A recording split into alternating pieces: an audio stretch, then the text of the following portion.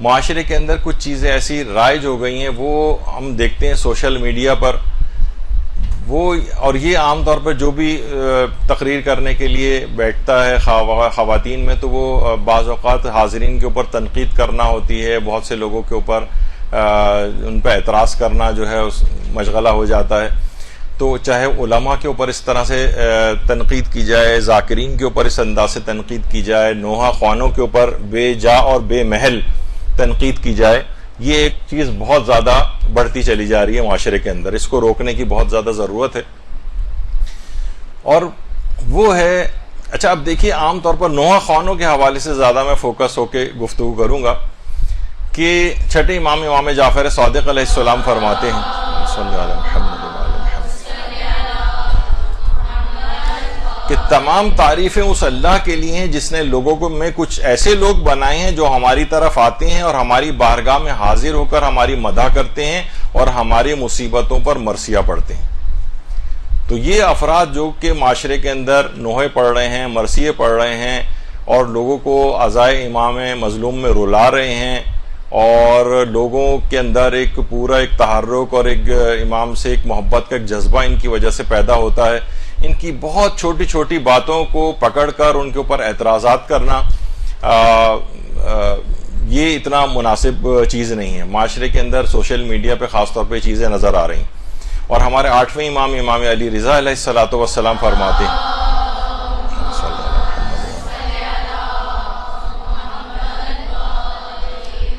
کہ امام نے فرمایا کہ اے دیبل، حسین ابن علی کے لیے مرثیہ پڑھو، تم جب تک زندہ ہو ہمارے مددگار اور مداخواہ رہو اور جتنا ممکن ہو سکے ہمارے ذکر سے کوتاہی نہ کرو.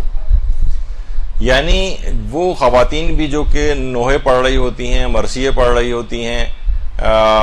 یا مجالس عزا سے خطاب کر رہی ہوتی ہیں، ان کا ان کا مقام بہت بلند ہے. ان کی بہت چھوٹی چھوٹی چیزیں اگر کہیں ان کی کوتاہیاں ہیں بھی تو الگ سے آپ جا کر ان کو پرسنل ملاقات کے اندر انفارم کر دیں. لیکن آپ اس کے اوپر بیٹھ کر ممبر پہ یا بڑے بڑے اس کے اندر اجتماعات سے خطاب کر کے اگر ان کی اس انداز سے ہجو کریں گے تو یہ اتنا پسندیدہ عمل شمار نہیں ہوگا. ابھی آگے چل کر ہم وضاحت کریں گے کہ یہ جو اشعار بھی پڑھے جاتے ہیں اور یہ سوزخوانی کی جاتی ہے اور مرثیے پڑھے جاتے ہیں. دیکھیے ویسے تو دیکھا جائے شب جمعہ ایک عام جو عشقیہ شاعری اور جو اس طرح کی جو عمومی شاعریاں بھی ہیں یہ بھی شب جمعہ کرنا مکروہ ہے. بلکہ روایت میں مفاتیح الجنان میں یہاں تک آیا ہے کہ انسان کا پورا پیٹ پیپ اور قیسے بھر جائے اس بات سے کہیں بہتر ہے کہ اس کے پیٹ میں شعر و شاعری بھرے ہوئے ہیں. تو شب جمعہ خاص طور پر عام طور پر مشاعرے بھی بہت سے شب جمعہ میں ہو رہے ہوتے ہیں. تو اکثر لوگ یہ سوال پوچھتے ہیں کہ بھئی شب جمعہ اکثر جو ہے وہ مجالس یا منقبت یا قصیدوں وغیرہ کے پروگرام بھی ہوتے ہیں. تو کیا یہ شب جمعہ اس میں کراہیت ہے؟ تو اس میں بھی علماء نے کہا نہیں کہ یہ والی جو شاعری ہے یعنی امام حسین کے لیے اشعار کہنا چاہے وہ نوحے کی صورت میں ہو، قصیدوں کی صورت میں ہو، یہ شب جمعہ مکروہ نہیں. اور حالت روزہ میں بھی یہی والی چیز سوال ابھرتا ہے کہ حالت روزہ میں بھی بعض روایات میں اشعار کا پڑھنا مکروہ قرار دیا گیا ہے. تو کیا یہ معصومین کی شان میں جو پڑھے جاتے ہیں کہ کیا کراہیت اس میں بھی برقرار رہتی ہے؟ تو جواب یہ ہے کہ اس میں کراہیت نہیں. معصومین کی شان میں قصیدہ خوانی کی جائے یا ان کے غم میں مرثی اور نوحے کے اشعار پڑھے جائیں تو یہ مکروہ نہیں. دیکھیے بہت ساری چیزیں ایسی ہیں جیسے قمر در اقرب ہے، اس میں شادی کرنا مکروہ ہے، حتیٰ کہ یا کچھ خاص تاریخیں اگر یہ لوگوں کو بتائی جائیں، مثلا شادی کی کچھ تاریخیں جیسے 3، 5، 13، 16، 21، 24 اور 25، اس میں بعض علماء نے آغا سیستانی البتہ اس کے قائل نہیں کراہیت کے، لیکن علماء کی ایک تعداد ہے جو کہتی ہے کہ یہ جو ہے نا منحوس تاریخیں ہیں، یعنی قمری مہینے کی 3، 5، 13، 16، 21، 24 اور 25، اس میں جو ہے شادی کرنا جو ہے وہ کراہیت رکھتا ہے. حتیٰ کہ چاہے اس دن ائمہ کی ولادت ہی کیوں نہ آ جائے تب بھی کراہیت برقرار رہتی. البتہ میں نے کہا کہ آغا سیستانی اس کو نہیں مانتے ہیں، لیکن بہرحال یا قمر در اقرب آ جائے اسی تاریخ کے اندر، مثلا اگر کہا جائے لوگ کہیں گے بھائی 13 رجب کی روز شادی کرنا، تو 13 رجب کے روز بھی کہتے ہیں کہ یہ کراہیت ختم نہیں ہوتی. اب لوگ جو ہیں بعض اوقات اس کو بڑا جذباتی مسئلہ بھی بنا لیتے ہیں، لیکن یہ تو فقہی ہے کام ہے.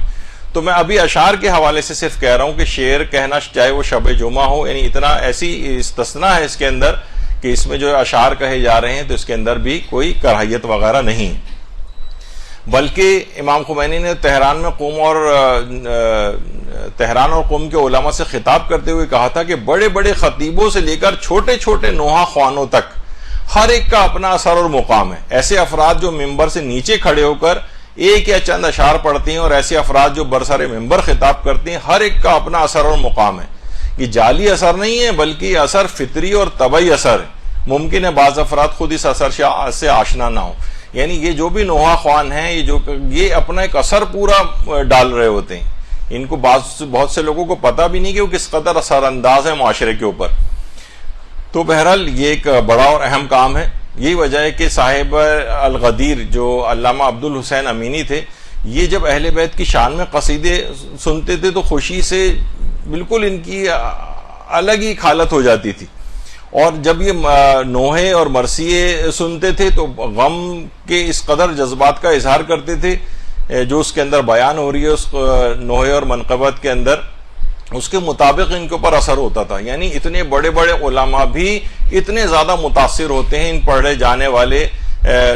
نوحہ خوانوں اور قصیدہ خوانوں کی ان باتوں سے کہ جو وہ لوگ پڑھ رہے ہوتے ہیں. اور ایک بات اور اس کے اندر آ جائے کہ بعض روایات میں نوحہ کرنے کو یہ لوگ جب آپ نئے ایام عزا شروع ہوتے ہیں تو اس وقت یہ پوسٹ آنے لگتی ہیں کہ دیکھیے امام حسین نے حضرت زینب کو منع کیا تھا کہ میرے اس کے اوپر کوئی نوحہ نہ کرنا اور ماتم نہ کرنا اور گریبان کو چاک نہ کرنا اور فلاں چیز. اس کے بھی الگ الگ علماء نے جواب دیے. پہلی تو بات یہ ہے کہ ایسی تمام روایات ضعیف ہیں یا مرسل ہیں یا ان کے راوی ضعیف ہیں یا مجہول ہیں، پتہ ہی نہیں کہ یہ کون ہے، اور یہ آقا خوئی نے اس بات کو لکھا تھا. تو بہرحال ان روایات کی بنیاد پر ہم یہ نہیں کہہ سکتے کہ نوحہ پڑھنے کو حرام قرار دیا جائے جیسے کہ اکثر لوگ لا کر پیش کرتے ہیں، ہماری کتابوں سے پیش کرتے ہیں، لیکن ہمارے علماء نے جو ان روایات کا تجزیہ و تحلیل کیا ہے تو معلوم ہی چلا کہ سب روایات ضعیف ہیں یا مرسل ہیں، ان کا سلسلہ سند ہی نہیں ہے. سلسلہ سند میں سے بہت سے راوی ان کا پتہ ہی نہیں تھا کہ یہ کون ہے. اور جس نوحے کو منع کیا گیا ہے روایات میں وہ زمانے جاہلیت کا نوحہ تھا، جس میں میت پر عورتیں میت کی جھوٹی تعریفیں کیا کرتی تھیں اور الٹی سیدھی، یعنی اس کا مضمون ہی شرکیہ ہوتے تھے. اس زمانے میں عربوں میں رائج تھے. اس والے نوحے کو منع کیا گیا ہے، اس والے نوحے کو. اور موجودہ عزاداری میں تو ایسا کوئی نوحہ نہیں ہوتا جس میں کوئی شرکیہ مضمون ہو یا کفریہ مضمون ہو معاذ اللہ، بلکہ لوگوں کے ایمان اور عقیدے کو مزید بڑھاوا دیا جاتا ہے اس کے اندر. تو یہ روایات ان کے اوپر منطبق نہیں ہوتی. اور یہ جو ضعیف روایتیں ہیں جب ان معتبر روایات سے ٹکراتی ہیں جس میں گریہ اور نوحے کو جائز قرار دیا گیا ہے تو یقیناً پھر معتبر روایات جو ہیں وہ حاوی ہو جائیں گی. تو بہرحال اس طریقے سے حضرت زہرا کا نوحہ ابھی اگر بہت سارے اس میں ابھی اور چیزیں بھی آئیں گی، حتیٰ کہ روایات میں یہ تک ہے کہ پیغمبر اسلام کی زوجہ حضرت عائشہ نے اپنے والد حضرت ابو بکر کی وفات پر نوحہ خوانوں کی جماعت کو دعوت دی تھی. تو یہ بھی روایات میں اس طرح سے ہے. تو نوحے کے حوالے سے چیزیں، نوحے کے متعلق چوتھے امام نے بات کہی کہ جب آسمان کے فرشتوں نے امام حسین پر نوحہ کیا تو آسمانی مخلوق اور پرندوں نے زمین اور ہوا میں ان پر نوحہ کیا. اسی طریقے سے لاش مطہر امام حسین پر حضرت زینب سلام اللہ علیہ کا نوحہ. اب میں اتنا وقت نہیں کہ ان سب چیزوں کو پڑھوں، وقت بہت تیزی کے ساتھ نکل رہا ہے. تو اس کے اندر بھی حضرت زینب سلام اللہ علیہ کا نوحہ، حضرت علی اکبر علیہ السلام کی شہادت پر امام حسین علیہ السلام کا نوحہ کہ میرے ماں باپ اس پر فدا ہوں جس نے شہادت میں اپنے باپ پر سبقت لے لی، اور اس نے تجھ پر گریہ کیا ہے جس کے دل میں تیرے غم کی آگ بھڑکی، جس کے خون کا چلو بھر کر آسمان کی طرف پھینکا اور اس کے خون کا ایک قطرہ بھی زمین کی طرف واپس نہ آیا، اور تمہاری شہادت پر تمہارے باپ کو ہرگز سکون نہیں آئے گا. امام حسین علیہ السلام نے نوحہ حضرت علی اکبر کے لاشے پر، یہ چھٹے امام نے جملے ارشاد فرمائے کہ یہ نوحہ اس انداز سے پڑا تھا. تو یہ جو افراد ہیں ان کے اوپر اس طرح سے نوحہ خوانوں کے اوپر آج کل بہت زبردست قسم کا مشغلہ اپنے اپنے ذوق کے مطابق نوجوانوں کا ایک ہو گیا ہے. جس کسی بھی وجوہات سے اپنے کچھ نظریاتی اختلاف کی وجہ سے یا کچھ وجوہات کی بنا پر ان لوگوں سے اگر کوئی اختلاف ہوتا ہے تو اب کیا ان کی چھوٹی چھوٹی چیزوں کو پکڑا جاتا ہے کہ ان کے بال بڑے کیوں ہیں، کبھی چھوٹے ہو جاتے ہیں کبھی بڑے ہو جاتے ہیں. مثلا اس طرح کی جو چیزیں ہیں یہ ان کے اوپر اس طرح کے اعتراض نہیں کرنے چاہیے، کیونکہ اگر آپ صرف بڑے بالوں کے اوپر اعتراض کریں گے تو علامہ طالب جوہری صاحب قبلہ ان کے بھی بڑے بال ہوا کرتے تھے، یعنی ان کے بڑے بال تھے. اب آپ کیا ان کے اوپر بھی اعتراض کریں گے؟ اچھا کبھی بال بڑے ہوتے تھے اور کبھی چھوٹے بھی ہو جاتے تھے ان کے بھی, بلکہ کبھی شیروانی وغیرہ پہن کے پڑھتے تھے اور کبھی ایران وغیرہ جاتے تھے تو جو ہے وہ امامہ ابا قبا کے ساتھ ہوتے تھے. تو اب یہ نہیں کہا جائے گا کہ بھئی یہ الگ الگ ہولیے کیوں بنا رہے ہیں, کبھی آپ جو ہے وہ شیروانی پہن رہے ہیں, کبھی صرف شلوار قمیض اور ویسٹ کوٹ پہن رہے ہیں, اور کبھی جو ہے آپ امامہ ابا قبا جو ہے وہ پہن رہے ہیں. تو یہ سب چیزیں مختلف اس کے مطابق ہیں, ان باتوں کے اوپر اعتراض تو نہیں کیا جا سکتا نا. تو اسی لحاظ سے علامہ طالب جوہری صاحب, یہ علامہ طالب جوہری صاحب قبلہ کے بچپن کی تصویر, کیونکہ بہرحال ایک اتنی عظیم شخصیت ہمارے درمیان سے اٹھ گئی ہے, اور اس زمانے سے ہی اتنی کم عمری سے ہی بہرحال انہوں نے خدمت دین کا ایک سلسلہ شروع کر دیا تھا. اچھا اسی طریقے سے علامہ اظہر حسن زیدی صاحب, ان کے بال جو ہے یہ بھی بڑے ہوا کرتے تھے. تو اچھا کبھی بڑے ہوتے تھے اور جب کٹوا لیتے تھے چھوٹے بھی ہو جاتے تھے, تو ہم ان کے اوپر اس لحاظ سے اعتراض نہیں کر سکتے. علامہ نصیر الاجتہادی صاحب قبلہ مرحوم, ان کے کبھی بال چھوٹے ہوتے تھے اور کبھی یہ بڑے بال بھی رکھ لیا کرتے تھے. تو یہ تو علماء اور ذاکرین کی سیرت میں بھی اس طرح سے رہا ہے. علامہ عرفان حیدر عابدی مرحوم, ان کے بھی بال بڑے اور چھوٹے اس انداز سے ہوتے تھے. اچھا بعض اوقات یہ کہا جاتا ہے کہ ایران اور عراق میں تو جو مداح خوان ہیں ان کے بال تو اتنے بڑے نہیں ہوتے ہیں, تو یہاں پر یہ لوگ کیوں اس طرح سے بڑے بال رکھتے ہیں؟ تو یہاں پر وہ علماء کے حتیٰ کہ جو ایران کے اندر پیدا ہوئے ہیں اور ایک زندگی وہاں پر گزاری ہے, جب انہوں نے خود یہ بات بتائی کہ ہم نے کتنے ہی مداح خوان ایران کے اندر ایسے دیکھے جن کے بڑے بڑے بال ہوتے ہیں. یعنی بڑے بال ہونا یعنی یہ کون سا کوئی حرام کام ہے یا کون سا یہ کوئی معیوب کام ہے معاشرے کے اندر؟ اس میں کوئی یعنی اس کے اوپر اس لحاظ سے اعتراض نہیں کرنا چاہیے. تو ایران عراق میں بھی بڑے بڑے مداح خوان ہوتے ہیں جن کے بال بڑے ہوتے ہیں. اچھا بلکہ بعض مداح خوان تو ایسے نہیں کہ مونچھیں بہت بڑی بڑی ہوتی ہیں. اب کوئی کہے کہ بھئی آپ نے کیا معاذ اللہ گنڈے نما مونچھیں بنائی نہیں, آپ تو جو ہے امام کا وہ کرتے ہیں. تو یہ بہت شخصی قسم کے جو اعتراضات ہیں یہ جو ہے یہ نہیں ہونے چاہیے. اچھا پھر آپ نے دیکھا ہوگا کہ بہت سے نوحہ خوان, اب ان پہ آپ کہیں کہ جناب یہ جو ہے معاذ اللہ یہ الگ الگ یہ ریاکاری میں ہولیہ بنا کے آ رہے ہیں. کوئی مثلا کسی طرح کا کسی نے مفلر جو ہے وہ پہنا ہوا ہے, کسی نے سر کے اوپر مثلا لال رنگ کا یہ رومال باندھا ہوا ہے, کسی نے ہرے رنگ کا باندھا ہوا ہے. اب کوئی اگر دیکھا جائے تو ان کے اوپر بھی کوئی چیز شروع کر دے. بعض جگہوں پہ یہ اعتراض کیا گیا کہ نوحہ خوانوں کے ساتھ میک اپ آرٹسٹ ہوتے ہیں. یقین کیجئے میں نے کتنے افراد سے بھی پوچھا, یہاں آنے والے علماء سے بھی ہم نے دریافت کیا, کہہ رہے ہیں کبھی ہم نے جو علماء کے ساتھ پورے سفر کرتے ہیں, اب تو نوحہ خوان ہر جگہ سب لوگوں کے سامنے ہوتے ہیں, کسی کے ساتھ کوئی میک اپ آرٹسٹ نہیں ہوتا. بلکہ لوگوں نے کہتے ہیں کہ ہم نے دیکھا ہے کہ غبار آلود, پسینے میں شرابور جسم ان کے, اور گرد و غبار, اور اتنی اس کے اندر نہ وہاں سخت گرمیوں کے اندر پوری شب داریاں, اور یہ سب لوگ جو سب کر رہے ہوتے ہیں. تو یہ کہیں ہم نے یہ نہیں دیکھا. تو یہ اس طرح کی چیزیں ان افراد کے خلاف جو ہے نا اس طرح سے کی جاتی ہیں. اچھا دیکھیے ٹی وی کی جو مجالس میں اس میں ہے, اس پہ ذاکر جو ہے وہ میک اپ وغیرہ کرتے ہیں. دیکھیے صرف کہا جاتا ہے کہ صرف ایک علامہ رشید ترابی صاحب قبلہ تھے کہ جو کہ ہر صورت میں, کہ اس زمانے میں خیر یہ کلر ٹی وی تھا بھی نہیں اور بلیک اینڈ وائٹ ہوتا تھا, لیکن پھر بھی اس میں ایک نیڈ ہوتی ہے کہ ذرا چہرے پہ کوئی چیز لگا دی جائے تاکہ چہرہ اس میں ایک چمک آ رہی ہے, کسی کو آئلی سکین ہے, کسی کا کوئی مسئلہ ہے. تو بہرحال یہ البتہ علامہ رشید ترابی صاحب قبلہ کسی بھی قسم کا کوئی یہ مجلس ہے جو شام غریبہ ان کی آتی تھی یا شب عاشور والی, تو بہرحال اس میں کوئی میک اپ اس طرح سے نہیں کرواتے تھے. لیکن علامہ طالب جوہری صاحب قبلہ یا اور تو وہ خود بھی بہت تنگ ہوتے تھے اس سے, لیکن یہ کہا جاتا تھا ان سے کہ یہ ایک فنی ایک مجبوری ہے, ورنہ وہ اس کے اوپر ریفلیکشنز آ رہی ہوتی ہیں, یا بہرحال جو بھی اس کے ٹیکنیکل جو چیزیں ہیں وہ ایک یعنی فنی ایک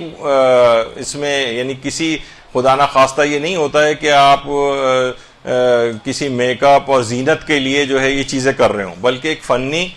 تاکہ تصویر صحیح طور پر اس کے اندر آئے. جس طریقے سے آواز کو صاف بہتر بنانے کے لیے مختلف ایکو سسٹم وغیرہ لگائے جاتے ہیں کہ آواز زیادہ بہتر آئے اور زیادہ ریفائنڈ طریقے سے آئے. تو ہم یہ نہیں کہہ سکتے کہ یہ جو اگر کوئی شخص کر رہا ہے تو یہ کوئی بہت برا اور فعل حرام کر رہا ہے. وہ لوگ مجبوری میں ان کو بتایا جاتا ہے کہ بھائی یہ ایک ٹیکنیکل اس کے اندر ایک فالٹ آ رہا ہے, اس وجہ سے چہرے پر تھوڑا سا ٹچ دینا ضروری ہے, ورنہ فلاں اس کے اندر جو ہے نا تصویر ٹھیک نہیں آئے گی, میسج اس طور پر ٹھیک نہیں پہنچے گا، یعنی لوگ عام طور پر اسی کے اندر ہی الجھ جائیں گے. کتنی ایسی چیزیں اگر آپ دیکھیں اعتراض کرنے پر آپ آئیں، مثلا بہت سے جگہوں کے اوپر مثلا کچھ لائٹس وغیرہ کا ایسا ہوتا ہے کہ جس سے اس چیز کی تھوڑی سی اس میں اثر پذیری اور زیادہ ہو جائے. مثلا ریڈ لائٹس آپ دیکھتے ہیں کہ حرم امام مظلوم کے اندر جو ہے وہ ریڈ لائٹس جو ہے پورا لال کر دیتے ہیں. اب وہاں پر خدا نخواستہ کسی کا بھی یہ نہیں ہوتا. لوگ عام طور پر جب یہاں پر کسی ایک آدھ ذاکر نے، نوحہ خوان نے اپنے کسی پروگرام میں کچھ اس طرح کی لائٹس کی تو لوگوں نے کہا یہ تو کانسرٹ کا سا سما کر دیا اور یہ ایسا ہو گیا ویسا ہو گیا.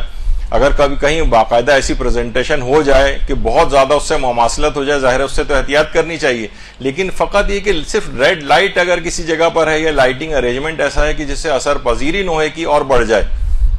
تو اس میں کوئی بھی ممانعت نہیں ہے. مثلا بہت سے نوحوں کی ریکارڈنگ کی جاتی ہے تو دیکھا جائے تو اس میں اس طرح سے کیمرے لگے ہوتے ہیں، پیچھے مختلف لائٹس ہوتی ہیں تاکہ اس کو زیادہ بہتر طور پر پریزنٹ کیا جا سکے، اس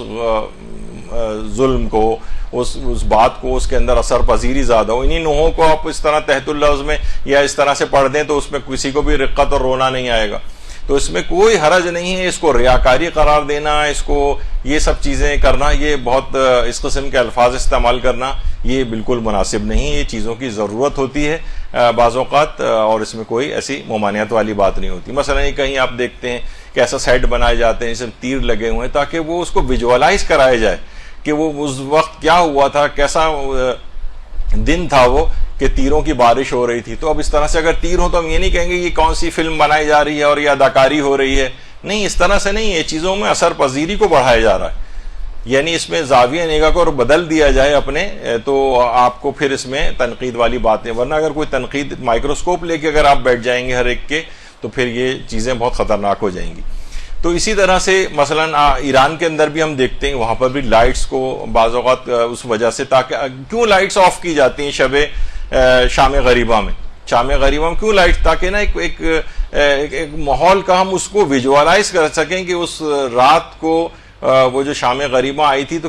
غم و اندو کا کیسا سما تھا اور واقعتاً لوگ کیسا دہاڑے مار مار کے رو رہے ہوتے ہیں. اس چیز کو ویژوالائز کرنے کے لیے، یہ کوئی فلم میکنگ نہیں ہو رہی ہے جس کو فوراً اس سے مماثلت دینے لگتے ہیں لوگ. اور بعض اوقات اگر ریڈ لائٹس یا اس طرح کی چیزیں لائٹنگ ارینجمنٹ بھی کر لیا جائے تو اس میں بھی کوئی ممانعت نہیں. تو حرم امام میں بھی اور مختلف جگہوں کے اوپر بھی، ایران میں بھی، عراق میں بھی، ہر جگہ یہ سب چیزیں پہلے سے رائج ہیں اور اس میں کوئی ممانعت والی بات نہیں. تو اگر عرف میں معیوب نہ ہو تو نوحہ خوان حضرات ہیں، ان کے بال اور ان کے کپڑے وغیرہ چیک نہ کریں. اچھا، بہت سے نوحہ خوان خوش شکل ہیں، اب وہ آپ کو پتہ ہے کہ بہرحال خدا جب حسن دیتا ہے نزاکت آ ہی جاتی ہے. تو اس طرح کی تو اگر وہ کوئی بھی چیز پہنے وہ اچھی بھی لگتی ہے ان کے اوپر یا کچھ، تو وہ نوجوان بھی ہیں، اگر کوئی مناسب لباس انہوں نے اس طرح سے پہنا ہوا ہے جو ظاہر ہے کہ معیوب نہیں ہوتا ہے، تو اس کو یہ کہنا کہ یہ لوگ جو ہے نا بن ٹھن کے اداکاروں کی طرح سے آ رہے ہیں، گلوکاروں کی طرح سے آ رہے ہیں، تو یہ فوراً اس سے تشبیہ دینا، جبکہ ایسا اس انداز سے نہیں. بلکہ میں نے دیکھا ہے کہ اکثر علماء حضرات بہت کڑین لوگوں کے اوپر تنقید کر دیتے ہیں، لیکن بہرحال ایک کریڈٹ میں نے دیکھا ہے کہ کسی بھی جگہ ان لوگوں نے، حالانکہ ان لوگوں کا بھی اس لحاظ سے ایک بڑا ایک نام اور مقام ہو گیا ہے، لیکن ان لوگوں نے کبھی بھی اس لحاظ سے ان کی توہین کرتے ہوئے کبھی جواب نہیں دیا. اتنا تو بہرحال کریڈٹ جو ہے وہ جائے گا. تو بال اور کپڑے آپ کو ان کے چیک کرنے کی ضرورت نہیں ہے. دیکھیے ایک اور بھی بات ہے کہ اگر کسی شخص نے بال بڑھا بھی لیے تو کیا بال بڑے کرنا کیا حرام ہے؟ کیا بال بڑے کرنا کیا مکروہ کام ہے؟ کیا عرف کے اندر شدید ناپسندیدہ کوئی اس طرح سے کام ہے؟ تو یہ بات یاد رکھ لیں کہ بہرحال حلال خدا اور حلال محمد یہ قیامت تک کے لیے حلال ہے. یہ کبھی بھی اس کو حلال کو حرام نہیں بنایا جا سکتا، نہ حرام نما بنا سکتے ہیں. بعض اوقات یہ بھی ہوتا ہے نا کہ چیزوں کو حرام نما بنا کے پیش کیا جانے لگتا ہے. دیکھیے جب بھی تبلیغ انسان کرتا ہے نا تو بعض اوقات یہ ہوتا ہے کہ جناب مثلا اگر آپ کو کہا جائے کہ آپ کو حج کی فضیلت پہ گفتگو کرنی ہے تو آپ اس حد تک افراط میں چلی جاتی ہیں کہ لوگوں کو ایسا لگے گا کہ جیسے حج کرنا واجب ہے. اب چاہے میں قرضہ لے کر حج پر جاؤں، چاہے کسی طور پر، ہر صورت میں حج پہ جاؤں میں. تو افراط و تفرید کا خیال کرنا ہوتا ہے کہ کہیں ایسا تو نہیں کہ آپ اعتدال سے ہٹ رہے ہوں. تو حلال محمد قیامت تک کے لیے حلال ہے. یہ اگر کسی شخص نے بال بڑے کیے ہوئے تو آپ ایک حلال اور ایک جائز کام جس پہ اللہ بھی اس کو نہیں پکڑ رہا ہے تو آپ کیسے پکڑ سکتے ہیں؟ اچھا، اسی طریقے سے دیکھیے یہ چیز مباح ہے. مباح بھی تو احکام الہی میں شامل ہے نا، جس کے اوپر وہ عمل کر رہا ہے. تو اس میں کیا پرابلم ہے کہ اگر کسی نے مثلا اگر بال بڑے کر لیے؟ رسومات عزاداری کے اندر بھی دیکھیے کہ اکثریت جائز اور حلال کیوں ہے رسومات عزاداری میں؟ اکثریت اسی وجہ سے کہ وہ ان کی ممانعت وارد نہیں ہوئی. یعنی کسی جگہ اگر روایت میں آ جائے کہ یہ عمل حرام ہے پھر تو اس کی نہیں ہو سکتی، لیکن علم اتنے بڑے بڑے رکھنا اور عماری اور تابوت اور یہ زلجانہ نکالنا، لوگ کہتے ہیں کب امام نے نکالا؟ تو بھائی اس کے لیے کسی روایت کا ہونا بھی ضروری نہیں ہے. یہ علامات حزن و غم ہے، جس طریقے سے بھی حزن و غم کا اظہار کیا جائے اور امام کی یاد کو تازہ کیا جائے اس میں کوئی حرج نہیں. حتیٰ کہ زلجانہ کی تزئین و آرائش، آج میرے پاس وقت نہیں ہے، مراسم عزاداری کے فقہی احکام پہ ہم وہ ساری چیزیں اور مثالیں پیش کر چکے ہیں کہ لوگ کہتے ہیں کہ بھائی زلجانہ کو اگر بالکل سادہ رکھیں ہیں، بس کالا کپڑا اس کے اوپر ڈال دیں، لوگ اس کے اوپر پھول چڑھا رہے ہوتے ہیں، تو وہ پھول چڑھانا بھی کسی خوشی کی علامت کے طور پر نہیں ہوتا. اسی پھول چڑھے ہوئے زلجانہ کو دیکھ کر ہی لوگ جو ہیں وہ رو رہے ہوتے ہیں. تو وہ علامات رنج و حزن و غم ہے، ان میں کوئی بھی اس کو خوشی کے طور پر نہیں لیتا ہے، چاہے اس کے اوپر پھول ہی کیوں نہ چڑھا دیے جائیں، چاہے اس پہ لال چادر ہی کیوں نہ ہو. تو بہرحال رسومات عزاداری کی اکثریت کیوں جائز اور حلال اور مباح ہے؟ کیونکہ اس کی کوئی ممانعت وارد نہیں ہوئی. تو دیکھیے تربیت اولاد کا بھی ایک اہم اصول ہے، یہ بات یاد رکھ لیں، یہ بہت کام آنے والی چیز ہے اپنے معاشرے کے اندر. وہ کیا ہے کہ بچوں کو جائز کاموں سے منع کرنے میں سختی کا مظاہرہ نہ کریں. یعنی ایک چیز دیکھیں، ایک تو وہ حرام کی طرف جا رہا ہے، کوئی گناہ کی طرف جا رہا ہے، اسے تو روکنا ہے. لیکن اگر کوئی وہ حلال چیز کرنا چاہ رہا ہے، والدین کو بھی چاہیے کہ اس کو حلال آلٹرنیٹیوز مہیا کریں. اس کی حلال چیزوں پہ بھی اگر آپ اعتراض کریں گے نا تو یہ بچہ بڑا ہو کر باغی بن جائے گا، دین سے بھی باغی ہو جائے گا. جائز چیز ہے اسے جائز چیز کرنے دیں، حلال چیز ہے اس میں جانے دیں، چاہے فی الحال آپ کو وہ چیز پسند نہیں بھی آ رہی. تو اسی طریقے سے بہت سے حلال کام ہیں، ان پہ اگر آپ اعتراض کریں گے تو دیکھیے روایتوں میں ہے نا کہ ایسے والدین کو قابل مذمت قرار دیا گیا ہے کہ وہ خدا ان ماں باپ پر لعنت کرے جو اپنی اولاد کے آنکھ ہونے کا سبب بنے. یعنی اب جو تم نے بیجا سختی کی ہے، یہ بڑھ بڑھ کر تم کو جواب دے رہا ہے اور آنکھیں دکھا رہا ہے، تم نے اس کو مجبور کیا ہے. یعنی تم اس کے اوپر اگر یہ بیجا سختی نہ کرتے. جائز ہمارے ہاں تربیت اولاد کے یہاں پر پوری ایک سیریز چلی ہے جس کے اندر یہ سارے اصول اس کے اندر بیان ہوئے تھے کہ والدین بھی بعض اوقات یہ جو سرکش اولاد ہو رہی ہوتی ہے اس میں کچھ حد تک ایک بڑا قصور والدین کا بھی ہوتا ہے. جائز اور حلال چیزوں پہ بھی آپ نے اس کو روکا. ہمارے 11ویں امام یہ فرماتے ہیں، امام حسن عسکری علیہ الصلوۃ والسلام،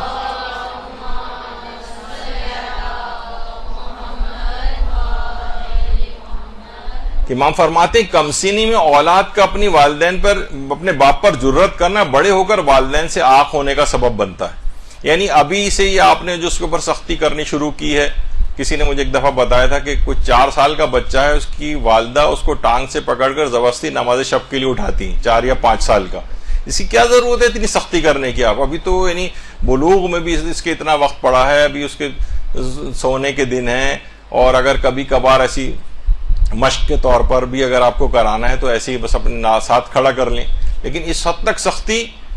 تو بعض اوقات پھر بعد میں پتہ یہ چلا کہ وہ بچہ جو ہے بڑا ہو کر بالکل دین سے ہی برگشتہ ہو گیا، ہر چیز کے خلاف ہو گیا. تو یہ چیز کہ سائیکی کا سبب بنتی ہیں. جائز چیزوں پہ بھی لوگوں کے آپ اعتراض کریں گے تو ایک نقصان ہوگا.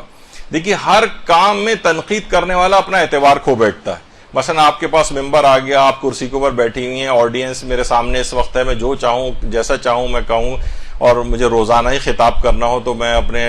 اسٹائل میں جیسا چاہوں لوگوں کے اوپر تنقید کرتا رہوں. اس کا حق نہیں. جائز چیزوں کے اوپر، حلال چیزوں کے اوپر تنقید اس طرح سے کرنے سے بلکہ آپ کا اعتبار کھو بیٹھتا ہے. اور چاہے غیر ضروری تنقید سے کیا ہوتا ہے، مومنین باہمی جھگڑے اور نفرت کا سبب یہ بن جاتی. اب آپ دیکھیں جب کبھی سوشل میڈیا پر اس طرح کی چیزیں آتی ہیں تو لوگ آپ ان کے نیچے کمنٹس آپ دیکھیں، یعنی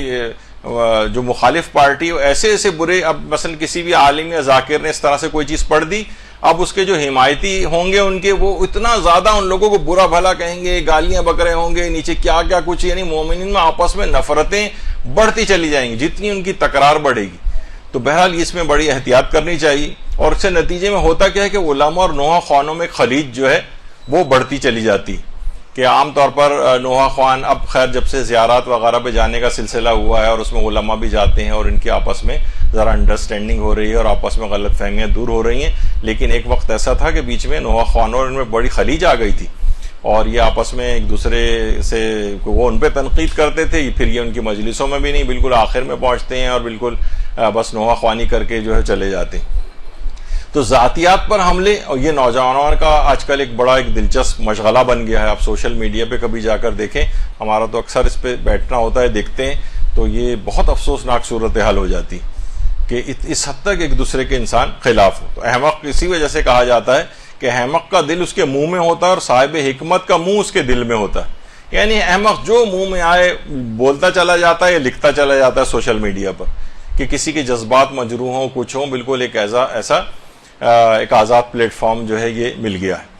اچھا، اس میں ایک اور بھی چیز ہو گئی ہے، اعتقادات اور نظریات کے مطابق گروپنگ ہو گئی ہے اور ایک دوسرے کا انسان مذاق اڑانے لگتا ہے۔ یعنی میرا جو عقیدہ ہے یا جو میرا نظریہ ہے، اس کے برخلاف ذرا سا بھی کوئی نظر آئے گا، وہ عالم یا ذاکر یا نوحہ خوان بس اس کے نیچے اس کے خلاف لکھنا شروع ہو جائیں گے۔ بہت سے ہم نے دیکھا ہے کہ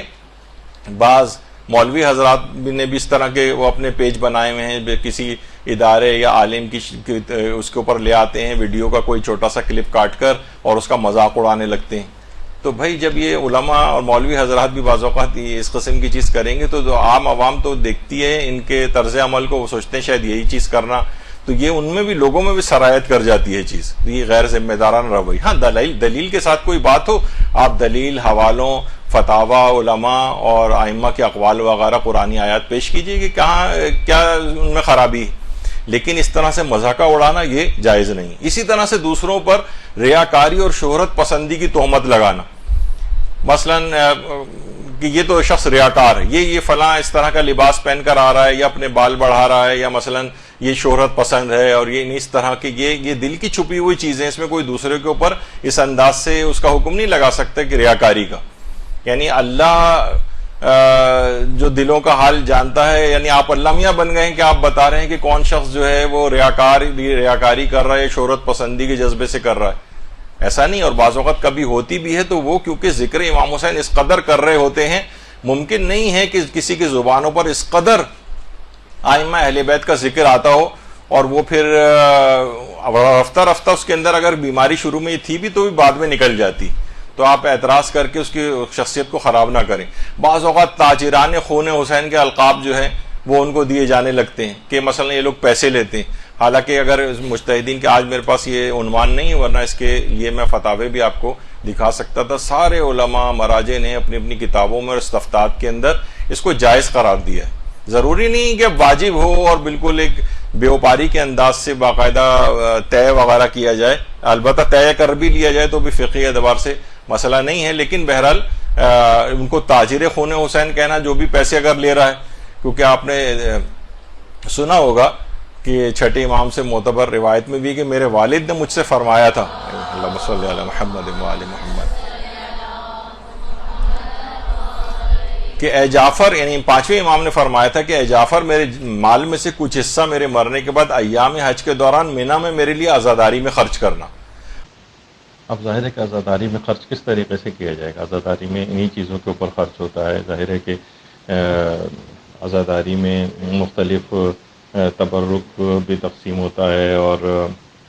ہو سکتا ہے کہ اس زمانے میں یعنی جو بھی عزاداری کے خرچے شمار ہوتے ہوں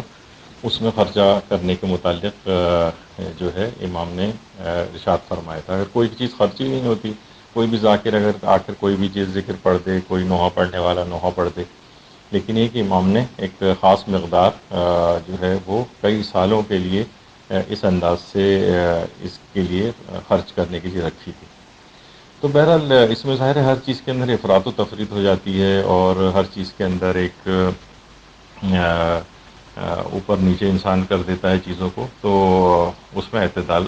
باقی رکھنا چاہیے، اور نہ کوئی ایسے کوئی بیوپار طرح کی کوئی چیز ہو، اور نہ ہی اس طرح سے ہو کہ کسی کو کچھ بھی نہ دیا جائے۔ تو بہرحال اگر اس طرح کی کوئی چیز ہو بھی رہی ہے معاشرے کے اندر، تو بہرحال اس میں کوئی اگر جب تک کوئی فقہی اعتبار سے کوئی حرام چیز نہ ہو تب تک اس کو لوگوں کے لیے روکنا اور یا ان کی کردار کشی وغیرہ یہ اتنی مناسب چیز نہیں ہوگی۔ اور روایات کے اندر بھی دیکھیے یہ اسی طرح سے آیا ہے کہ من لا یحضر الفقہ کی جو پہلی جلد میں شیخ صدوق نے بہت ساری اس طرح سے کہ جس میں نوحہ خوانوں کے لیے اجرت وغیرہ کو جو ہے وہ جائز کہا گیا ہے، روایات کے اندر یہ چیز آئی ہے۔ تو بہرحال یہ اس طرح سے ہے کہ شخصیات کو جو ہے وہ ٹارگٹ نہ کیا جائے، اور ہمیشہ حرام جو کام ہوں ان کو ٹارگٹ کرنا چاہیے، ورنہ پھر یہ ہوگا کہ معاشرے کے اندر ایک خلفشار پھیلے گا۔ ہاں کس وقت نام لیا جا سکتا ہے کہ جب کوئی بہت ہی طاقتور اخلاقی یا اعتقادی کوئی فتنہ نظر آ رہا ہو کہ بھائی یہ جو شخص ہے یہ مستقبل کے اندر بہت ہی زیادہ نقصان پہنچائے گا، لوگوں کے عقائد خراب کر رہا ہے، لوگوں کے اخلاقیات کو خراب کر رہا ہے، اور کوئی بہت بڑا گناہ یا کوئی ایسا فتنہ اس کے اندر نظر آ رہا ہے، تب تو وہ بھی علماء کی ذمہ داری ہوتی ہے، بڑے علماء کی، کہ اس کی نشاندہی کرے۔ تو جیسے کہ کچھ ہی عرصے پہلے کیونکہ یہ چیزیں وائرل ہو گئی تھیں، تو اس لحاظ سے ہم بھی اس کو ذکر کر رہے ہیں کہ عراق کی ایک مولانا، ان کی کچھ ایسی نازیبہ قسم کی ویڈیوز وائرل ہوئیں، اور تو بہرحال کے علماء نے اس کے اوپر ایکشن لیا اور بلوایا گیا ان کو باقاعدہ، اور 1 سال کے لیے ان کا عمامہ بھی اتروا دیا گیا، اور ان سے باقاعدہ اس بات کی یقین دہانی لی گئی کہ آئندہ کوئی بھی اس طرح کی کوئی بھی غیر شرعی حرکت یا معیوب چیز جو ہے وہ معاشرے کے اندر انجام نہیں دیں گے۔ تو بہرحال ایک راست اقدام ہوا۔ اب اس میں یہ نہیں کہ وہ ان کے لباس یا ان کی جسمانی قد و خال یا بال وغیرہ کے اوپر اعتراض ہو، بلکہ شریعت کی خلاف ورزی جن چیزوں کے اندر ہو رہی تھی اس کے اوپر جو ہے وہ اعتراض ہوا۔ تو بہرحال علماء کو بھی چاہیے کہ بہت ساری چیزیں، البتہ یہ ہے کہ نوحہ خوانوں کو بھی اس میں احتیاط کرنی چاہیے کہ مثلا ایسے ٹی وی پروگرامز میں جو منفی شہرت کے حامل افراد ہیں یا فلمی دنیا وغیرہ کے، ان کے ساتھ اس انداز سے بیٹھ کے پروگرام وغیرہ نہ کریں، کیونکہ اس طریقے سے ایک بہت بڑے بڑے گناہوں کو ایک جو ہے کہ پروموشن ایک لحاظ سے ہو جاتی ہے کہ ہاں ٹھیک ہے کوئی بات نہیں ہے، وہ والا کام الگ کر رہے ہیں، اور جب دین والی چیز آ جاتی ہے تو وہ دین کے پروگرام میں بھی آ جاتے ہیں۔ تو بہرحال یہ اس طرح سے یہ حق و باطل ہے، اور اس طرح سے یہ مخلوط نہیں ہونا چاہیے، اور لوگوں کے لیے ایک سافٹ کارنر یا چیز کو سافٹ بنا کے چیز پیش نہ کر دی جائے۔ تو بہرحال ان کے ساتھ بھی یہ ہوا تھا کہ بہرحال پھر ان سے لکھوایا وغیرہ گیا، اور 1 سال کے لیے اس لحاظ سے پابندی بھی لگی۔ اور جہاں تک اس کا ہے کہ ہمارے علماء اور مراجع وغیرہ جہاں پہ ان کو ہوتا ہے وہ شخصیات کے نام لے کر نہیں کرتے ہیں، بلکہ وہ اس چیز کو دیکھتے ہیں کہ معاشرے کے اندر کیا خرابی لازم آ رہی ہے۔ جیسے ماتمی دستوں میں ساز و موسیقی کے حوالے سے آیت اللہ خامنئی نے ارشاد فرمایا تھا رہبر معظم نے کہ جتنا ممکن ہو سکے نوحہ خوانی، مرثیہ خوانی، مصائب میں واقع کربلا کے مطالب بیان کیے جائیں اور ان واقعات کو اجاگر کیا جائے۔ اور فرماتے ہیں کہ سننے میں آیا ہے کہ بعض انجمنوں میں سینہ زنی اور مجالس میں اب نوحے نہیں پڑھے جاتے ہیں، بلکہ ایک ساز بجایا جاتا ہے جس کی آواز پر سینہ زنی ہوتی ہے۔ فرماتے ہیں یہ غلط کام ہے، صرف ایک میوزک کے ساز پر ماتم ایک بے بنیاد اور غلط کام ہے۔ البتہ ہر طرح کی میوزک اور موسیقی کے ہر آلے کا استعمال بھی جائز اور حلال نہیں ہے۔ موسیقی کے ایسے بہت سے وسائل ہیں جن میں اشکال پایا جاتا ہے، اب وہ کہیں اور بھی بجائے جائیں اور ماتمی دستوں میں بھی بجائے جائیں تو یہ جائز نہیں ہو جائیں گے۔ تو کیا ہوا کہ ایشوز کے اوپر بات کی، ورنہ ہو سکتا ہے کہ جو یہ کام کر رہے ہوتے ان کا نام لے لیا جاتا کہ بھئی یہ فلاں فلاں صاحب جو ہیں وہ یہ کر رہے ہیں۔ نہیں، ہمیشہ ایشوز کے اوپر گفتگو، شخصیات کو ٹارگٹ نہیں کیا گیا۔ اسی طریقے سے مجلس اعضاء اور مرثیہ و نوحہ خوانی پڑھنے والی خواتین کے لیے اپنی آواز غیر محرم کو سنانا کیا جائز ہے یا جائز نہیں ہے، کہ مثلا پڑوس میں اکثر خواتین کی مجلس ہو رہی ہوتی ہے اور اس میں لاؤڈ اسپیکر پہ سب لوگ آواز سن رہے ہوتے ہیں، مرد بھی ان کی، تو آغا سستانی نے جواب دیا اس کا کہ اگر آواز میں باریکی، خوبصورتی و بناؤ اور ہیجان انگیزی نہ ہو تو خاتون کے لیے اپنی آواز کو سنانا بھی جائز ہے۔ البتہ مرد کے لیے اس کی آواز کو سننا اس وقت جائز ہے جب وہ شہوت انگیز نہ ہو اور دل میں میل نہ آئے اور اپنے نفس پر حرام میں مبتلا ہونے کا خوف بھی نہ رکھتا ہو۔ البتہ ایسا ہونے کا فقط شک ہو تو اس صورت میں احتیاط ہی مناسب ہے، بلکہ بہتر ہے کہ بغیر ضرورت کے نہ سنا جائے اور نہ ہی سنایا جائے۔ تو بہرحال کیا ہے کہ ایشوز کے اوپر گفتگو ہوئی، کسی کو ٹارگٹ نہیں ہوا۔ اب یہ ہوتا ہے کہ بعض اوقات مختلف ہماری نوحہ خوان خواتین ہیں یا مجالس پڑھنے والی ہیں، اب زمانہ کیونکہ دیکھیے ترقی کر کے اس لحاظ سے ایک آگے بڑھ رہا ہے اور عرف بھی تبدیل ہوتا جا رہا ہے، تو بہت سی چیزیں جو پہلے کبھی معیوب ہوتی تھیں اب وہ اتنی معیوب نہیں رہی عرف کی نگاہ میں. وہ جو ہے نا کہ تھا جو ناخوب بتدریج وہی خوب ہوا. تو بعض اوقات یہ بھی ہوتا ہے کہ جو پچھلی اس طرح کی چیزیں جو پہلے زمانوں میں نسبتاً معیوب سمجھی جاتی تھیں، لیکن عرف بدل گیا، زمانہ ذرا آگے بڑھ گیا، اس کی نارمز بدل گئیں، اس کی طریقہ کار بدل گئے، تو اب وہ چیز معیوب نہیں رہی. تو اس میں شرط و شرائط بہرحال فقہی اعتبار سے رہیں گی، ان کی پابندی کرنا ہے. لیکن اس سے جب وہ چیز، اگر کوئی چیز جائز ہو جائے تو اس کے اوپر پھر ہم قطعاً نہیں لگا سکتے. جیسے کہ فتاوی کے اندر بھی ہے کہ قرآن، دعا، نوح اور قصیدوں کو حرام گانوں کی طرز میں پڑھنا حرام ہے. تو بہرحال یہ اس طرح کی چیزیں ہیں کہ جن کا خیال رکھنا چاہیے. اچھا، اب ایک اور بھی چیز دماغ میں رہنی چاہیے کہ معصوم واقعتاً فقط 14 ہیں. باقی چاہے کوئی عالم ہو، کوئی ذاکر ہو، نواں خوان ہو، عام مومن ہو، سب سے کم و زیادہ جو ہے وہ خطاؤں کا امکان ہے. بعض اوقات ممکن ہے کسی سے گناہ بھی ہو جائے، لیکن اس کا طریقہ کار یہی ہوتا ہے کہ اسی آدمی سے کانٹیکٹ کر کے اور اس کی اصلاح کر دی جائے. ورنہ پھر یہ ہوتا ہے کہ آپس میں اگر مثلاً ہم اس کو براہ راست مخاطب کریں یا عام سوشل میڈیا پہ اس طرح سے، تو وہ بہت معیوب چیز ہو جاتی ہے، اور اس کے اندر بھی ایک ضد ڈیولپ ہو جاتی ہے، اور باہمی ظاہر دل کے اندر ایک دشمنیاں وغیرہ بھی پلنے لگتی ہیں. تو عصمت عام طور پہ یہ ہوتا ہے، لوگ ہمارے مظاہرے کے معیار اس قدر علماء کے لحاظ سے اور ذاکرین کے لحاظ سے بھی اور بعض نواں خوانوں کے اعتبار سے بھی معیار لوگوں کا اس قدر جو ہے وہ بلند ہے، کیونکہ ہمارے دین کے اندر عصمت اور عدالت کا ایک ایسا نظریہ ہے. تو لیکن لوگ غیر معصوم کو بھی معصوم کی اس کے اوپر فائز کر دینا چاہتے ہیں کہ ان سے تو کوئی غلطی ہونی نہیں چاہیے، اگر غلطی ہو جائے تو اتنا معیوب اس کو جو ہے وہ سمجھا جائے. کسی حد تک یہ ٹھیک بھی ہے کہ ذرا معیار ان افراد کو اپنا بلند رکھنا ہوگا، لیکن یہ کہ بہرحال یہ سمجھنا چاہیے لوگوں کو بھی کہ گناہ وغیرہ کے اعتبار سے الگ چیز ہے، لیکن بہت سی چیزیں ایسی ہیں کہ جو گناہ بھی نہیں ہیں اور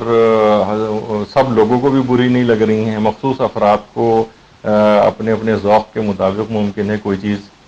اچھی نہ لگ رہی ہو، تو ان کو پھر بہرحال یہ کہ اگر ہم سوشل میڈیا پہ ان کے خلاف بات کریں گے تو وہ ایک بہت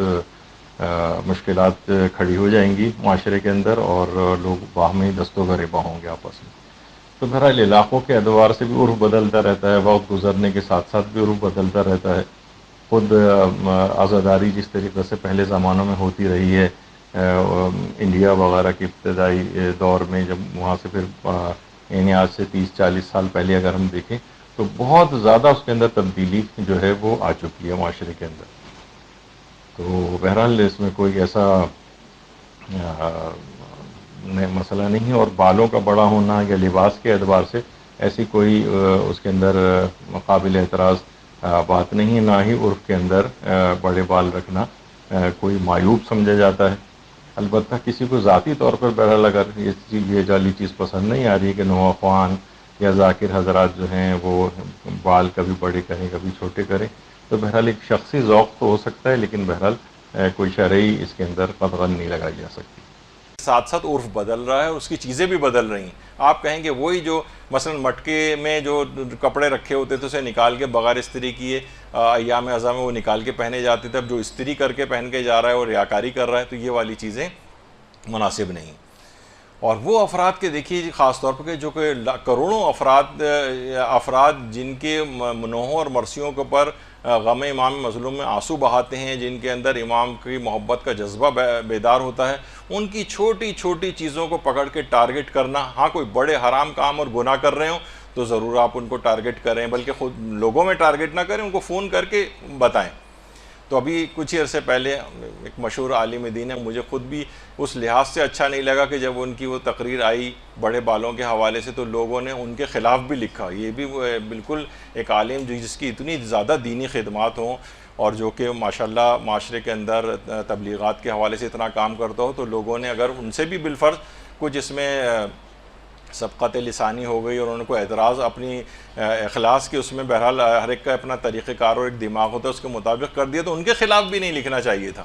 لیکن بہرحال یہ اس لحاظ سے ہو گئی، ان کی طرف سے بھی بات آئی، دوسرے لوگوں کی طرف سے بھی ایک اعتراض ہونے لگا، اور ایسا جھگڑے اور لوگوں کی اتنی گالم گلوچ اور اتنی توہین ہر شخص کی، یعنی ان عالم کی توہین کرنے والوں نے بھی خوب توہین کی، اور ان کے جو